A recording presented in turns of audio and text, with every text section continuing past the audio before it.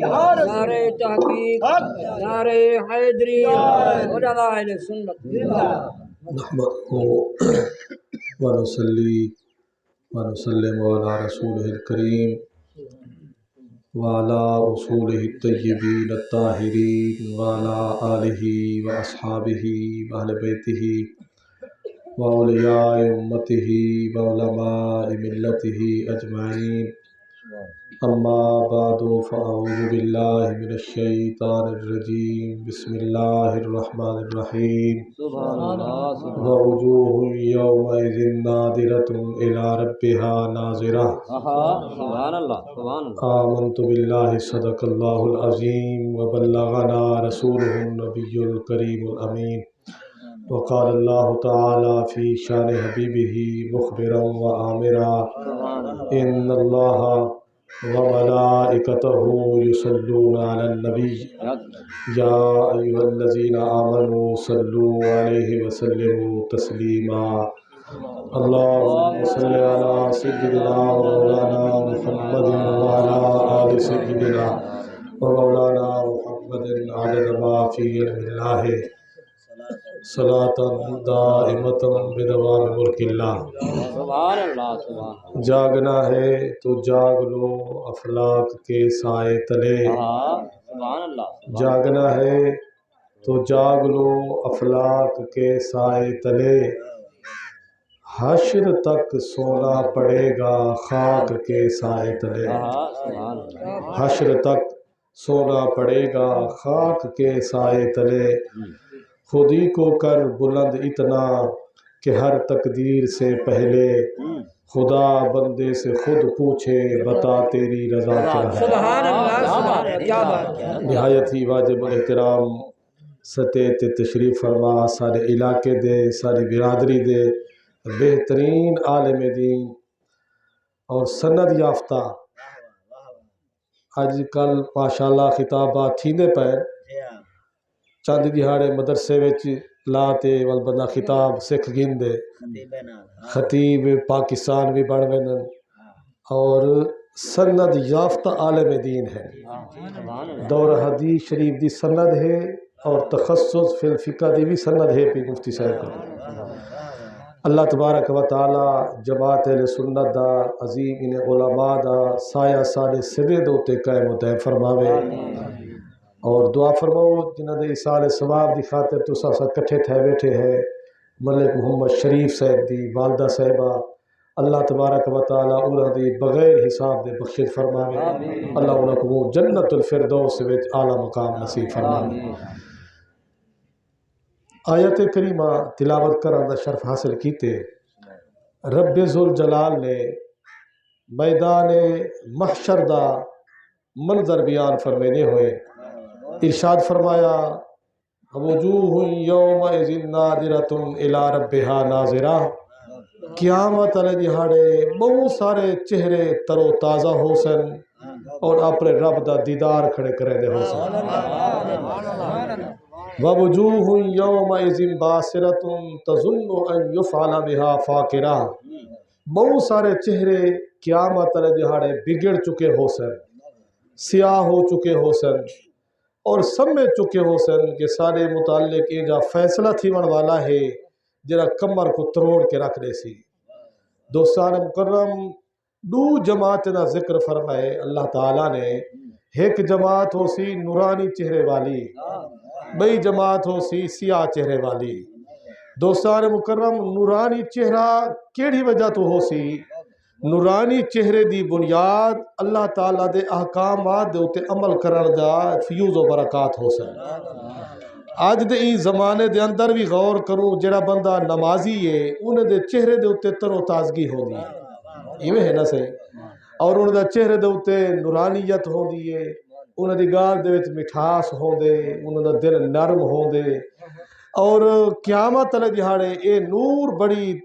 آب و تاب دے نال چہرے دے اتے نمایاں ہو سی پیا۔ دوستان مکرم، دوجے مقام تے رب کائنات نے ان نورانی جماعت دا ذکر فرمینے ہوئے، ارشاد فرمایا یوم تر المؤمنین والمؤمنات یسعی نورہم بین ایدیہم و بایمانہم، فرمایا کہ اے حبیب قیامت والے دہاڑے آپ دیکھ سو ایمان والے مردیں کو ایمان والے عورتیں کو انہیں دا نور انہیں دے سجے پاسوں ودا بھجدا ہو سی انہیں دا نور انہیں دے اگو اگو ودا بھجدا ہو سی وال ہر بندے دی نیکیں دے مطابق جتنا نیکیاں زیادہ جتنا تقوی زیادہ جتنا پرہیزگاری زیادہ اتنا اللہ تبارک و تعالیٰ انہیں کو نور عطا فرمائے سی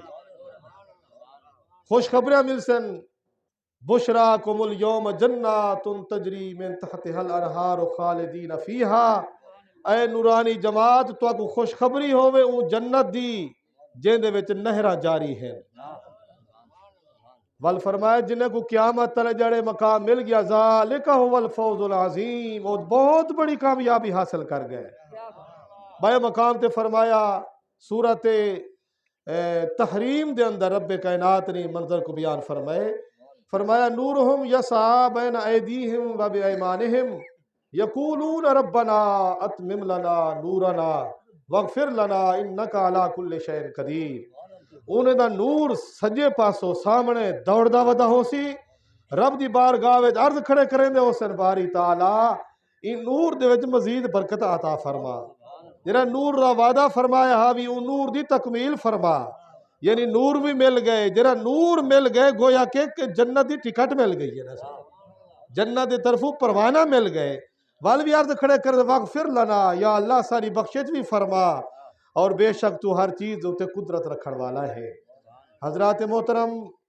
میدان محشر دے اندر آقا علیہ السلام نے فرمایا کہ جی جماعت جنت داخل تھی ویسی اللہ تعالیٰ دے فضل و کرم دے نال تو انہیں دے چہرے دے ہوتے خوشی دے آثار گھٹ ہو سن توجہ ہے نا صحیح انہیں دے چہرے دے ہوتے خوشی دے آثار گھٹ ہو سن رب دے طرفوں پیغام پہنچی کہ ملاک آون کے پوچھو تو کو جنت بھی مل گئی ہے حور و غلمان بھی مل گئے جنت دے محلات بھی مل گئے تو کو جنت اتنا زمین دے مالک بنا دیتا گئے حضور فرید پاک رحمت اللہ تعالی علیہ نے مقابیس المجالس دے اندر آپ دے ملفوظات جمع ہیں انہیں دے اندر حضور فرید پاک رحمت اللہ تعالی علیہ فرمائے کہ اللہ تعالیٰ قیامت علیہ جہاڑے ایک جنتی کو جنت دا کتنا ٹکڑا عطا فرمائے سی کوئی مرلے دا ہو سی دو مرلے ہو سی کوئی مربع ہو سی دو مربع ہو سی کتنا ہو سی حضور فرید پاک رحمت اللہ تعالی علیہ پہ فرمائن کہ قیامت علیہ دیہاڑے اللہ تعالی حضور دے غلام کو جنت اتنی جگہ عطا فرمائے سی جتنا اے روح زمین ہے جتنی اے روح زمین ہے یہ روح زمین کو ولا ڈبل کرو توجہ ہے نا صحیح یہ روح زمین کو ول ڈبل کرو ول دیکھو یہ زمین کتنا بن سی فرمایا قیامت علیہ جاڑے اللہ جنت دے وچوں زمین دا او حصہ حضور دے ایک غلام کو عطا فرمائے سی ذرا غور تک کرو یہ روح زمین دی ذرا غور کرو کتنا دھرتی ہے کتنے ملک یعنی روح زمین دے ہوتے آباد ہیں دوستان مکرم وال جنت دے وچ اتنا بھی نہیں ایندہ بھی ڈبل اللہ تبارک و تعالی حضور دے غلامے کو عطا فرمائے سی او جنت مل گئی ہے حور و غلمان مل گئے لیکن چہرے دے ہوتے والمی موج ہے چہرے دے ہوتے موج دے آثار ہیں پچھے رب کائنات فرمائے سی آئے میرے ملائکہ آوان کے پوچھو ہاں کیا معاملہ ہے اتنا انعام مل گئے موج کیوں ہے وان کے ملائکہ پوچھ سن تو لوگ عرض کرے سن حضور علیہ السلام فرمائے